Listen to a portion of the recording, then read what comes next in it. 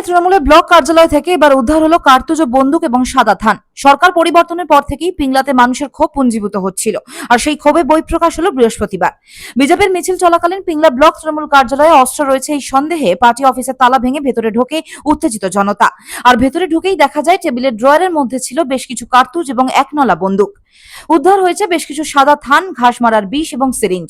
কিসের জন্য পার্টি অফিসে এইসব মজুদ ছিল, প্রশ্ন করছে বিজেপি নেতৃত্বরা।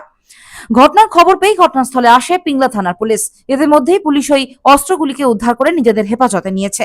আর পার্টি অফিস থেকে অস্ত্র উদ্ধারের খবর প্রকাশ্যে আসতেই বিজেপি কর্মী সমর্থকরা জড়ো হয় পার্টি অফিসের সামনে, বিক্ষোভ দেখায় তারা।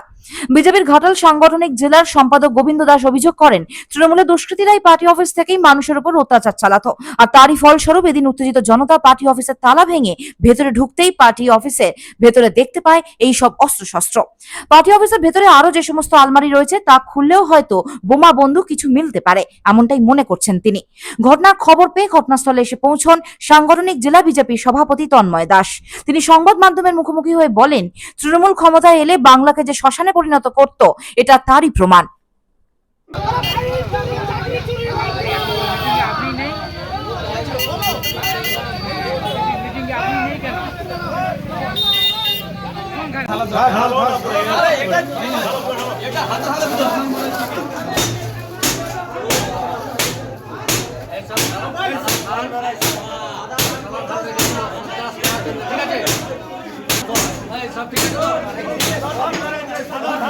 এগুলোই পাওয়া যাবে। তার কারণ 2021-এ আমাদের কর্মীদের উপরে যেভাবে অত্যাচার করেছিল, 2024-এ পঞ্চায়েত ভোটের পরে যেভাবে অত্যাচার করেছিল সেটা আমরা জানি, ফিল করি। আমাদের অনেক কর্মীরা প্রাণে হারিয়েছে, অনেকে অসুস্থ অবস্থায় দৌড়ে দৌড়ে মারা গেছে।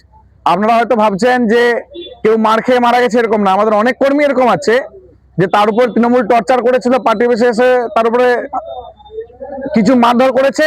তারপরে 3-4 মাস পরে, 5 মাস পরে, 1 বছর পরে সেই কর্মী সমর্থকরা অসুস্থ হয়ে, কেউ ক্যান্সার হয়ে, কারো হাত পা পচে মারা গেছে। এরকম অনেকেই যাচ্ছে, রেকর্ড অনেকেই আছে, কিডনি ড্যামেজ হয়ে গেছে।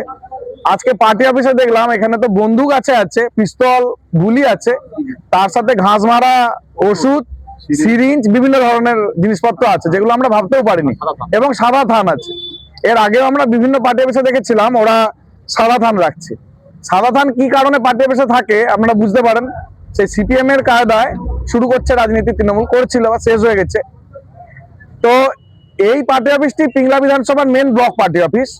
এখানে শেখ সবিরতি, পিংলা বিধানসভার যিনি ব্লক সভাপতি মালিক ছিলেন তৃণমূলের, এবং অজিত মাইতি বিধায়ক, তারা সবসময় এলে এই পার্টি অফিসে বসতেন। এটাই ওদের মূল পার্টি অফিস। এবং এখানে তখনকার মন্ত্রী মানস ভূঁইয়া বাবু থেকে আরম্ভ করে এমপি দেব, যারাই আসতেন তারা এসে এই পার্টি অফিসে বসতেন, এখানে মিটিং ফিটিং সবকিছু করতেন। অর্থাৎ এটাই ছিল ওদের মূল পার্টি অফিস। এবং সেই পার্টি অফিস থেকে বন্দুক, পিস্তল, আরো অনেক কিছু, ঘাস মারা বিষ, সিরিঞ্জ, কাঁড়ি সিরিঞ্জ উদ্ধার হয়েছে। আপনারা বুঝতেই পেরেছেন কিসের জন্য রেখেছিল। যদি 2026-এর নির্বাচনে তৃণমূল কংগ্রেস কোনোভাবে জয়লাভ করতো এবং বিজেপি পার্টি হেরে যেত, তাহলে এইসব সিরিঞ্জ একটাও পার্টি অফিসে থাকতো না, সমস্ত বিজেপি কর্মীদের গায়ে শিরায় শিরায় থাকতো। আর এই ঘাস মারা বিষগুলো সমস্ত বিজেপি কর্মীদের শরীরে থাকতো। আর পিস্তল, গুলি বিজেপি কর্মীদের বুকে থাকতো, তাদেরকে প্রাণে মারতো। সেই উদ্দেশ্যে এদের নেওয়া হয়েছিল। ওদের যে রাজ্যের মালিক অভিষেক বন্দ্যোপাধ্যায় বলেই দিয়েছিল যে খেলা হবে, দেখা হবে, ভোটের পরে দেখা হবে। এবং এখানকার সমস্ত নেতারাই বলেছিল যে ভোটের পরে দেখে নিবে। এই জন্যই হয়তো এরা সবকিছু মজুদ রেখেছিল, যাতে ভোটের পরে আমাদের কর্মী সমর্থক বা বিরোধী যারা করে তাদের উপরে হত্যালীলা চালাতে পারে, তাদেরকে মেরে ফেলতে পারে, বা একদম নির্মূল করে দিতে পারে, শেষ করে দিতে পারে। সেই জন্যই আমাদের ধারণা এগুলো মজুদ রাখা হয়েছিল। আমরা প্রশাসনের দ্বারস্থ হচ্ছি, থানাতে যাচ্ছি, অভিযোগ জানাবো। আশা করব প্রশাসন সঠিকভাবে তদন্ত করে যারা দোষী তাদেরকে শাস্তি দেবে, এই কামনা করেই আমরা প্রশাসনের কাছে যাচ্ছি। তারপর কি হয় দেখি। সেরকম হলে আমরা রাজ্য স্তরে বা কেন্দ্র স্তর পর্যন্ত যাব, কিন্তু এইসব চোর গুন্ডারা, খুনিদের যাতে শাস্তি হয় সেই ব্যবস্থা আমরা করব।